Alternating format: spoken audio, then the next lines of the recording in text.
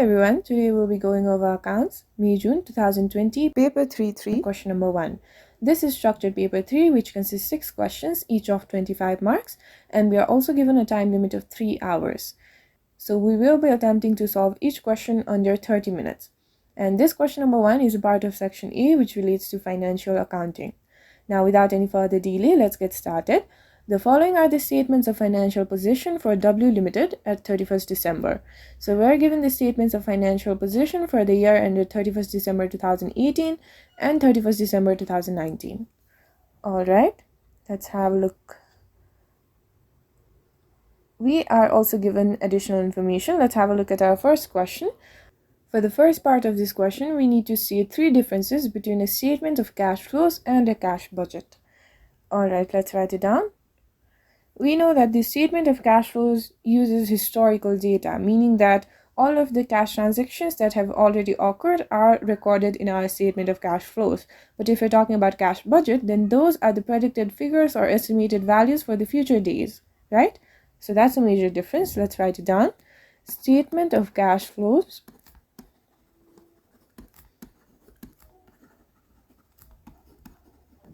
uses historical data,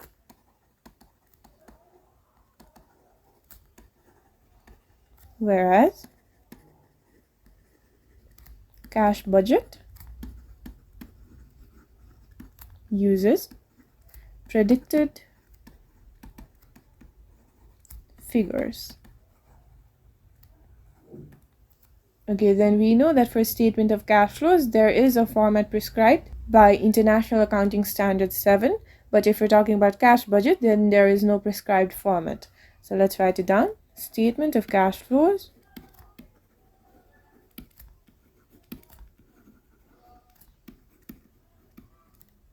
format is prescribed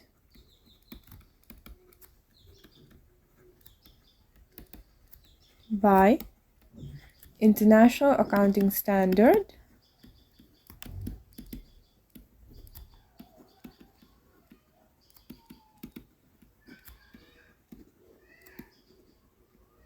7, whereas there is no prescribed format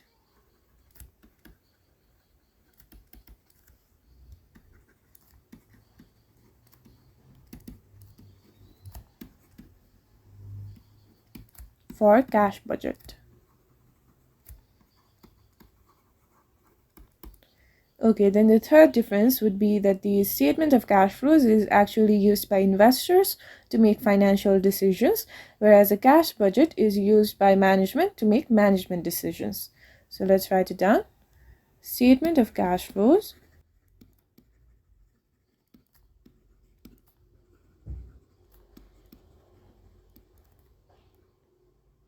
is used by investors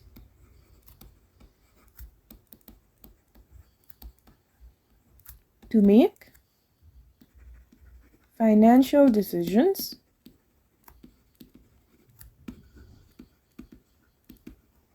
whereas cash budget is used by management to make management decisions.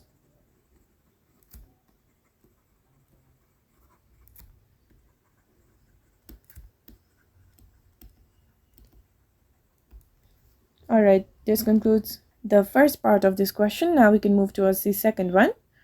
For the second part, we need to prepare a statement reconciling the profit from operations with the cash from operations for the year ended 31st December 2019. So whenever we are trying to reconcile our profit from operations with the cash from operations, we just have to adjust all of our non-cash expenses to profit from operations, and we need to adjust the increment and decrement of our current assets and current liabilities as well. Okay, so we can start with our profit from operations. Let's have a look above. We are given the profits from operations for the year ended 31st December 2019 to be 55,950. So we just substitute this value into our statement. So that's 55,950. Okay, then like I said before, we now have to adjust all of our non-cash expenses first. And the major non-cash expense would be of depreciation. Let's have a look above. Okay, we can see that our non-current assets are premises, machinery, and motor vehicles. So we need to calculate the depreciation related to these three headings. So let's first look for premises. We can see that in our additional information, we are given that premises were revalued at 400,000 on 1st January 2019. Then there were no purchases or disposals of premises during the year. So since this is revalued, we can just figure out our depreciation charge for the year.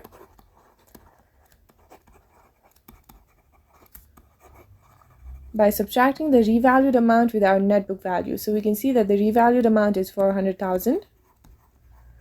And we just need to subtract our net book value, which is given in the statement of financial position. And we're talking about the year 2019, so we will be looking at this column. And we can see that the premises is valued at 380,000, which is its net book value. So let's subtract this from our revalued amount in order to figure out the depreciation charge for the year. So the depreciation charge for the year on premises would be 400,000 minus 380,000, which is 20,000. And we know that this 20,000 was reduced in order to figure out the profit from operations, although this is a non-cash expense, meaning that this expense should not be included in our cash flow statement. So if it were subtracted previously, now we just need to add it back to cancel out this effect. So we will be adding our depreciation on premises in our statement for reconciling the profit from operations with our cash from operations. So we will be adding the depreciation on premises, and that we figured out to be 20,000. Okay, now we move towards figuring out our depreciation on machinery. Let's look at our given information. We can see that additional machines costing 28,000 were purchased, so there were new purchases of machines, right? So in order to figure out the depreciation, we will have to use the statement of non-current assets. So I'm just going to write it down. So our statement is just that we start with the net book value for previous year, right? And then we add all of our new purchases, and these purchases are recorded at its cost. Then we subtract all of our disposals, and disposals are always subtracted at its net book value. And then we also subtract our depreciation charge for the year, and this will give the net book value for this year.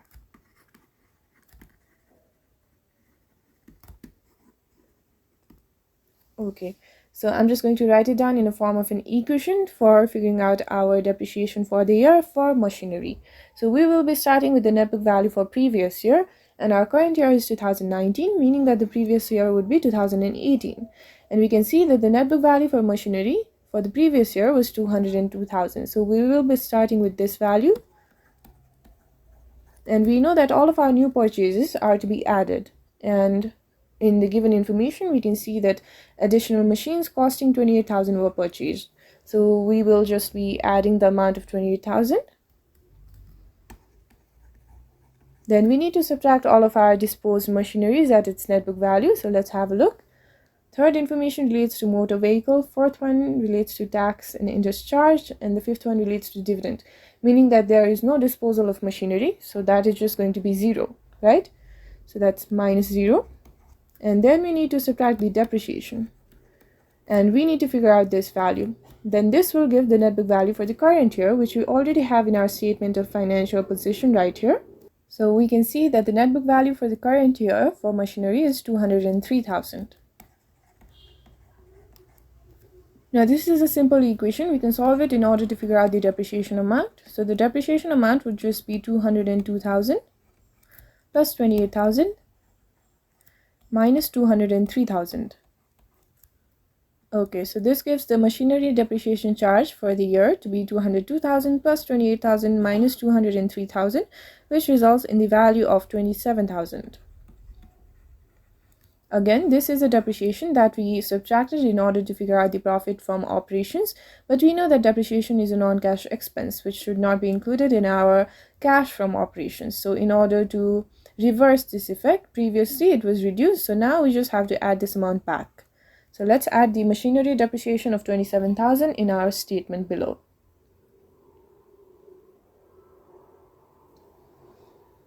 So we have to add our depreciation on machinery, which we just figured out to be 27,000.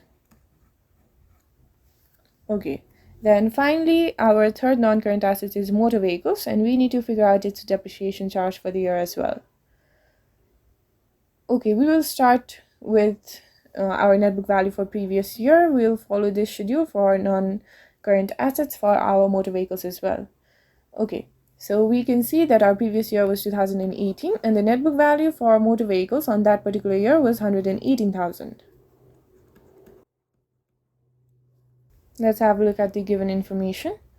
We can see that the motor vehicle costing 65,000 with an accumulated depreciation of 26,000 was sold during the year.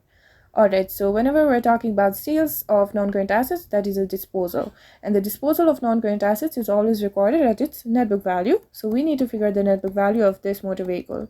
We are given the cost to be 65,000 and the accumulated depreciation to be 26,000. And we know that the net book value is just the difference between cost and the accumulated depreciation. So that's going to be 65,000 minus 26,000. So this gives the net book value of our disposed motor vehicle to be 39,000.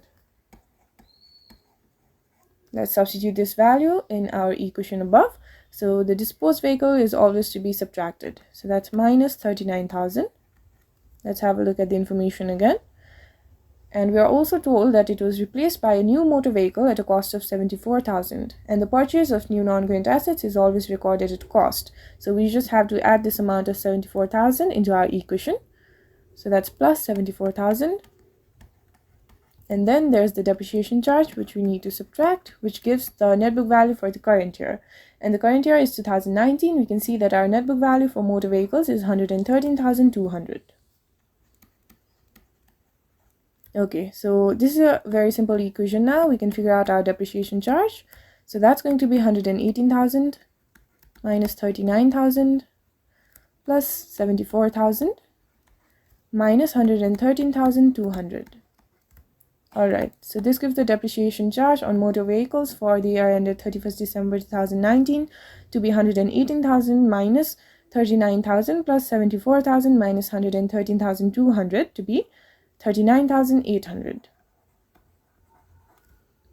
Again, this is the depreciation that we subtracted in order to figure out the profit from operations, and we know that depreciation is a non-cash expense. So in order to reverse this effect, previously the depreciation was subtracted, so now we just have to add it back into our statement. Let's do that. So we're going to add the depreciation on motor vehicles,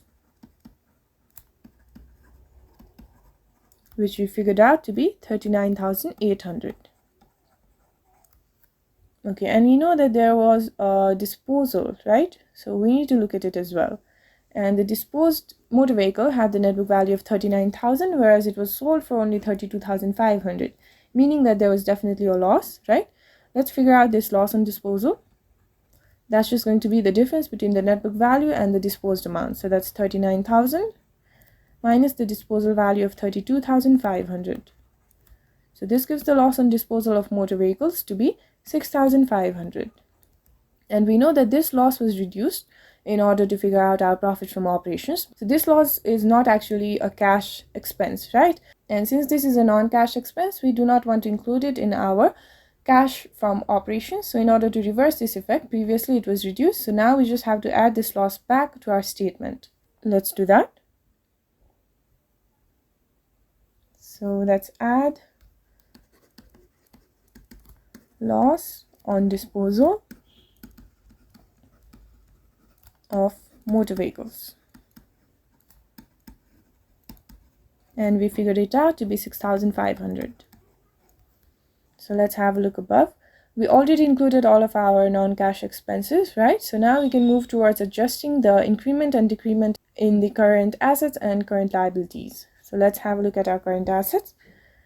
We can see that the inventory previously was 36,500 and for the current year it is 32,550, meaning that the amount has definitely reduced, right? So there is a decrease in inventory. Let's figure out the decrement amount. That's just going to be the difference between the previous year's amount and the current year's amount. So that's 36,500 minus 32,550, which results in the value of 3,950. And in case of assets, the decrement is always added, right?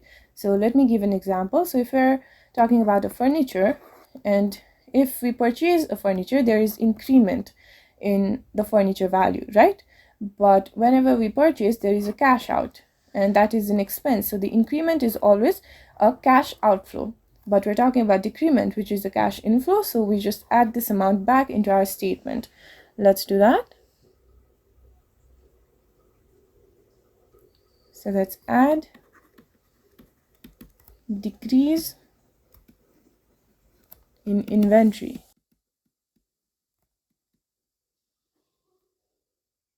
We figured it out to be 3,950. Let's have a look above. Now we move towards another current assets. There is trade receivables. Previously its amount was 46,200 and currently it has increased to 49,300. So the increment value is just going to be the current year's value of 49,300 minus the previous year's value of 46,200, which results in the total increment in trade receivables to be 3,100. Like I said before, the increment in assets is always a cash outflow, meaning that this value of 3,100 should be reduced in our statement. Let's do that. So that's less increase in trade receivables. We figured the value to be 3,100, and since this is to be subtracted, we need to record it in a bracket. Alright, let's have a look above.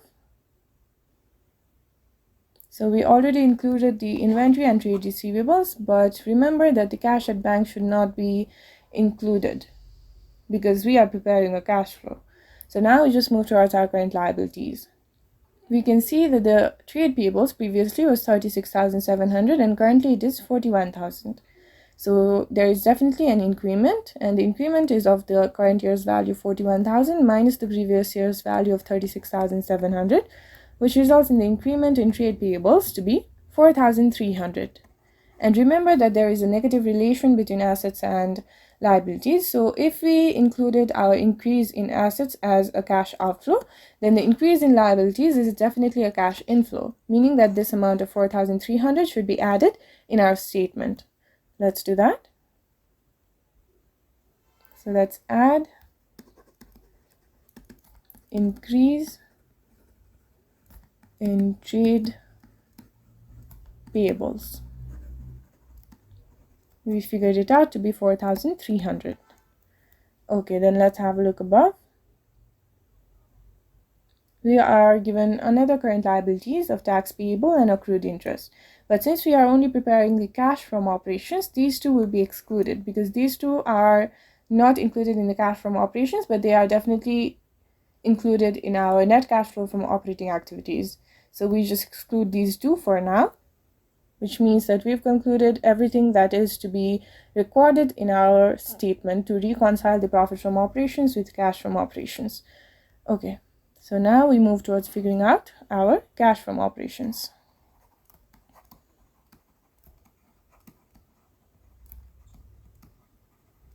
Okay, that is just going to be the sum of these 8 amounts. So that's 55,950 plus 20,000 plus 27,000 plus 39,800 plus 6,500 plus 3,950 minus 3,100 plus 4,300, which results in our cash from operations to be 154,400.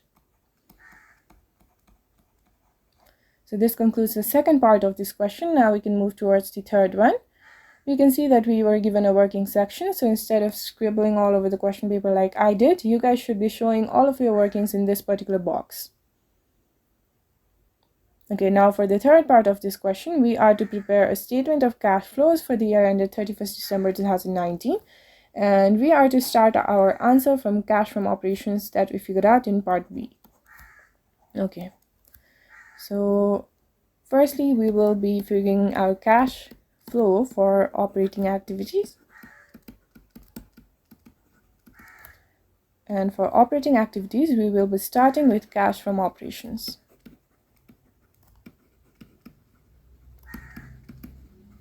Let's have a look above. We can see that the cash from operations is 154,400. Let's write it down.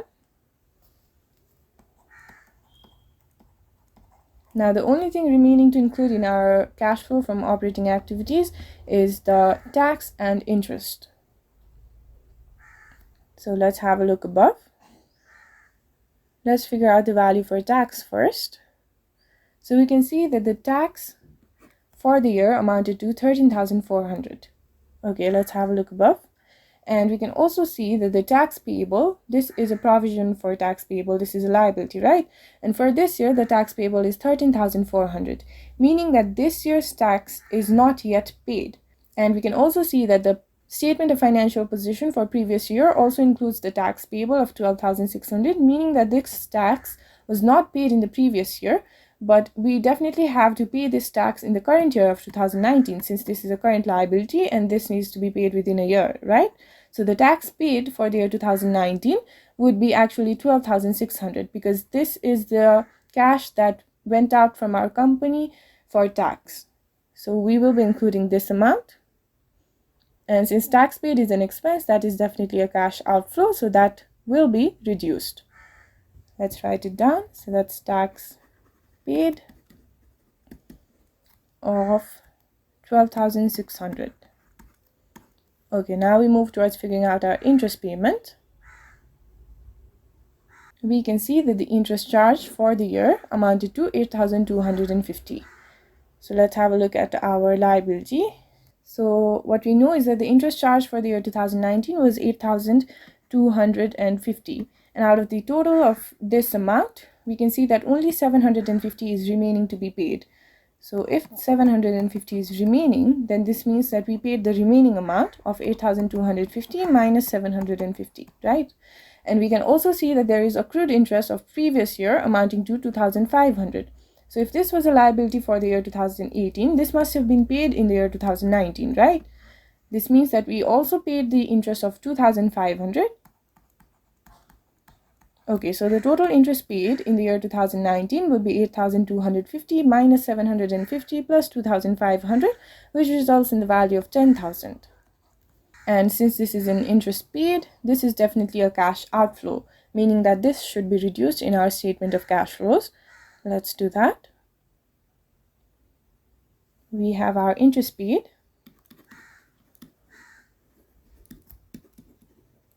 of 10,000. And this should be subtracted. Now we've included everything in our operating activities, so we can easily figure out the net cash from operating activities.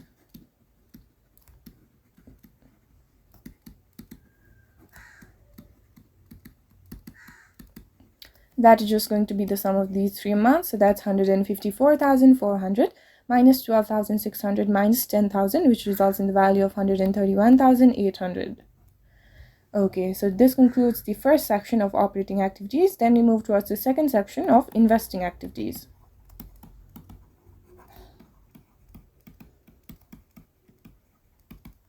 And investing activities is only related to the non-current assets. So in this section, we record all of our purchases made for the non-current assets and the sales made for the existing non-current assets. Let's have a look above. In our given information, we can see that additional machines costing 28,000 were purchased during the year. So if we purchase a new non-current asset, we obviously have to pay for it, right? Meaning that any additional purchases of non-current assets would result in a cash outflow. And outflows are always subtracted, so we need to subtract this amount of 28,000 under the heading of purchase of machinery. Let's do that. So that's purchase of machinery.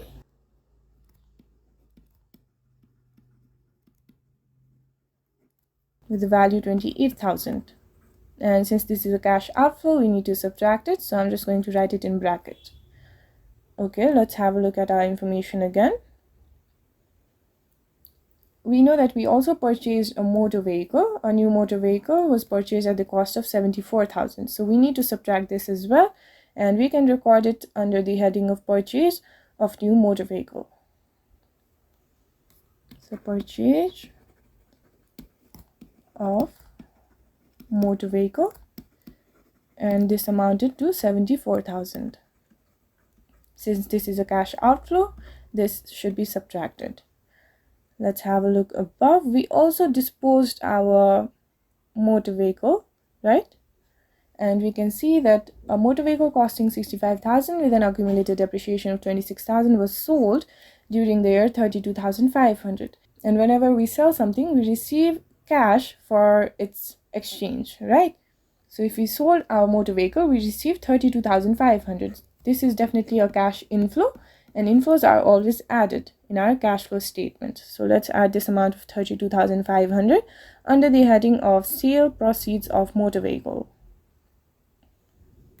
Sale proceeds of motor vehicle. So that's 32,500. So this concludes all of the transactions that took place in the year relating to our non-current assets, meaning that we can now move towards figuring out our net cash from investing activities.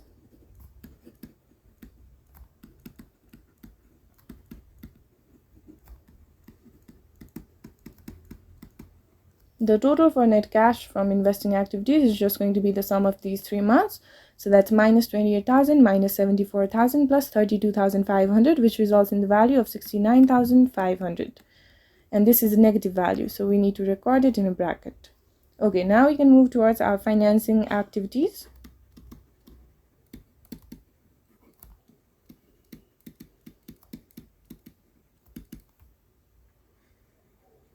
And financing activities relates to our capital and our non-current liabilities. So let's have a look above.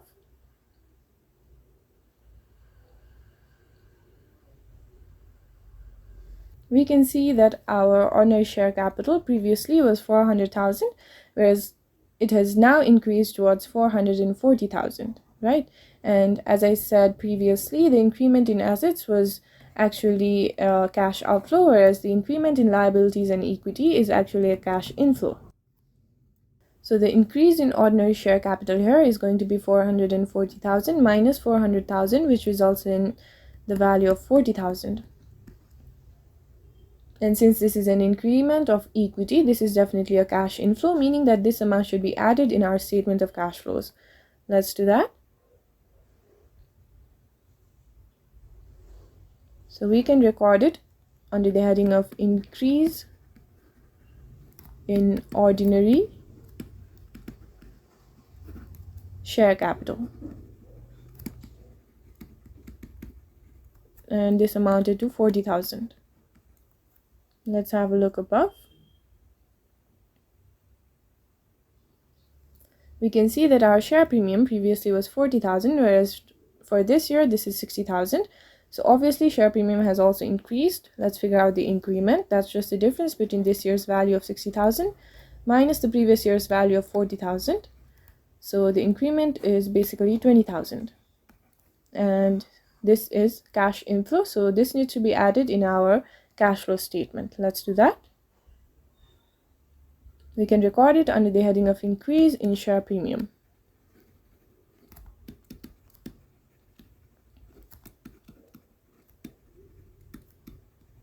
And the value is 20,000.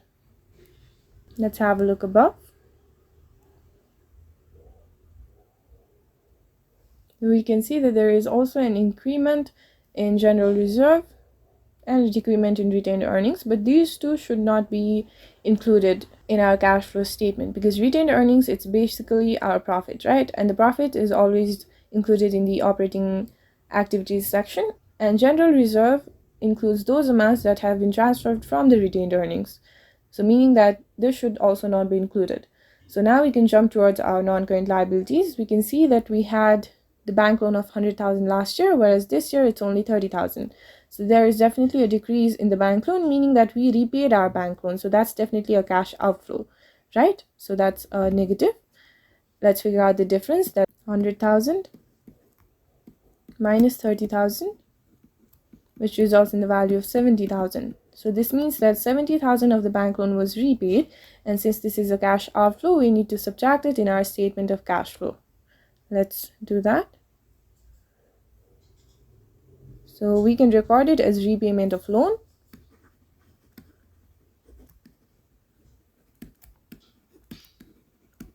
which amounted to 70,000. And since this is an outflow, this should be subtracted. Okay, let's have a look above.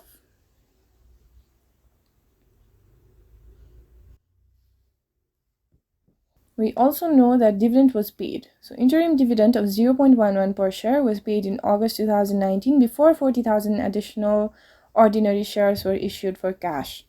So let's have a look above. We can see that our ordinary share has a nominal rate of $1. So before issuing 40,000 additional ordinary shares, we had 400,000 ordinary shares, right? And for each ordinary share, we provided an interim dividend of 0.11. Let's figure out the total dividend. That's just the number of shares, which is 400,000, times the dividend paid of 0.11 per share. So this gives our total dividend to be 400,000 times 0.11, which results in the value of 44,000. And since this is the dividend that we are paying to our shareholders, this is definitely a cash outflow. So this needs to be subtracted in our statement of cash flows. Let's do that. So we can write it down as dividend paid. And this had the amount of 44,000.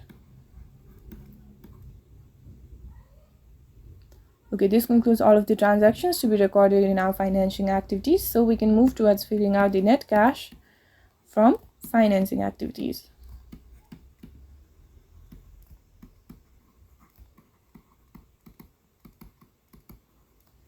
That is just going to be the sum of these four amounts. So that's 40,000 plus 20,000 minus 70,000 minus 44,000, which results in the value of negative 54,000.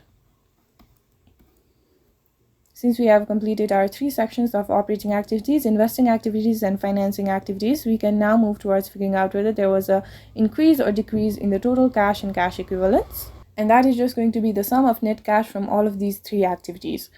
So that's 131,800 minus 69,500 minus 54,000, which results in the value of 8,300. And since this is a positive amount, obviously there is an increase. So we can write down net increase in cash and cash equivalents.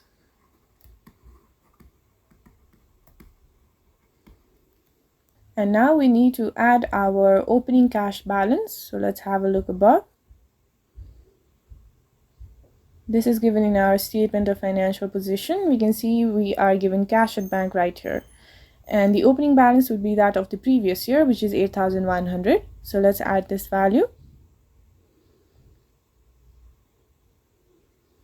So we add our opening cash and cash equivalents, which is 8,100. And now we adjust the net increase in order to figure out our closing cash and cash equivalents.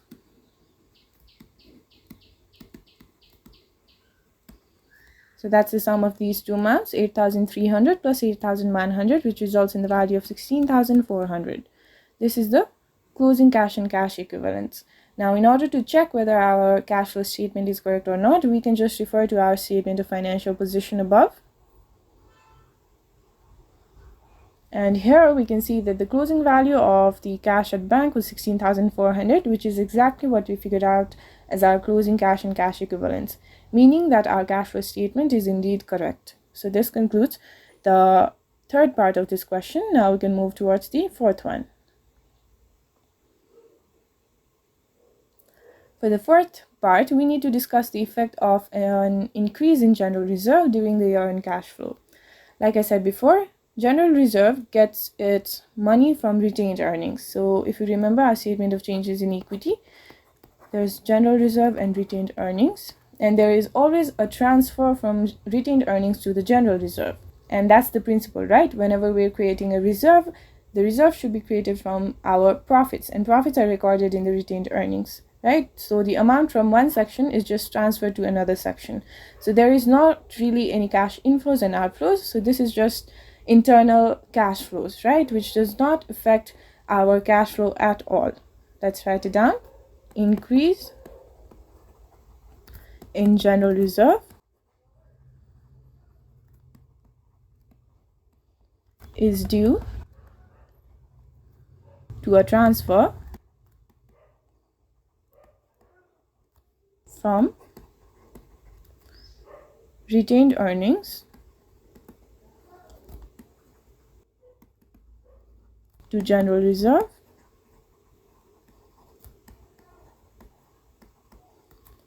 and not a cash transaction.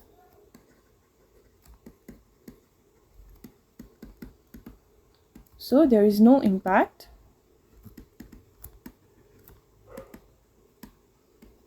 on cash flow. So this concludes the fourth part of this question. Now we can move towards the fifth one. We can see that we are given additional information. The bank loan of 100,000 was to be repaid in 2022, and the directors made an early repayment in part on 30 September 2019. We know that we calculated the repayment of bank loan to be of 70,000, right? And now for the fifth part of this question, we need to discuss whether or not the directors were right in repaying part of the bank loan during the year ended 31st December 2019. Alright, first of all, let's have a look at our cash flow. We can see that there is a net increase despite the repayment of loan. We can write it down. So there is still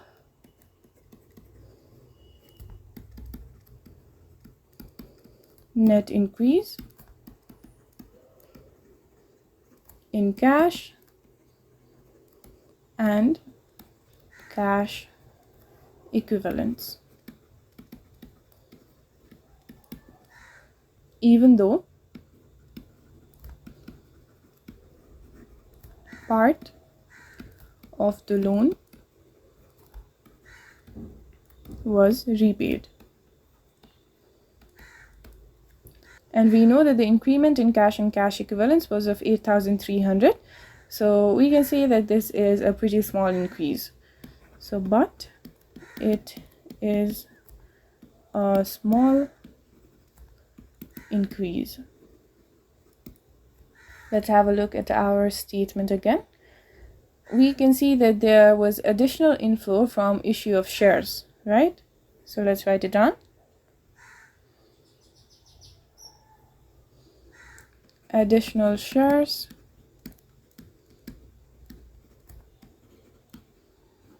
were issued.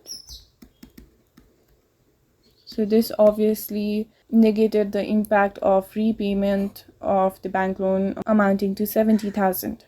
But we also know that we made purchases of new non-current assets, and we also paid a dividend of 44,000, right?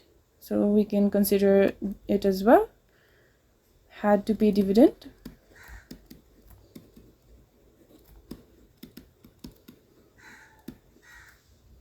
And additional non-current assets.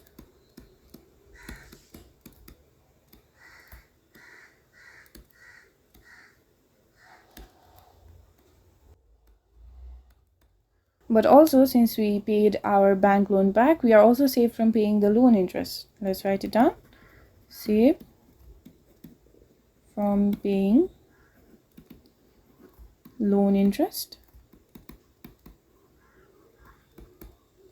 Now, considering all these factors, we have to decide whether the directors were right or not in repaying part of the bank loan during the year ended 31st December 2019. So considering that there was a net increase in cash and cash equivalents despite having to pay dividend and purchasing additional non-current assets, I would say that the directors were right in repaying part of the bank loan. Let's write it down clearly. the directors were right in repaying part of the bank loan during the year ended 31st December 2019. Alright, this concludes the fifth part of this question as well as this entire question. If you found this video useful, make sure you like the video and leave a comment below. And make sure you're subscribed to the channel and hit the bell icon so that you do not miss any of these videos in the future. Thank you.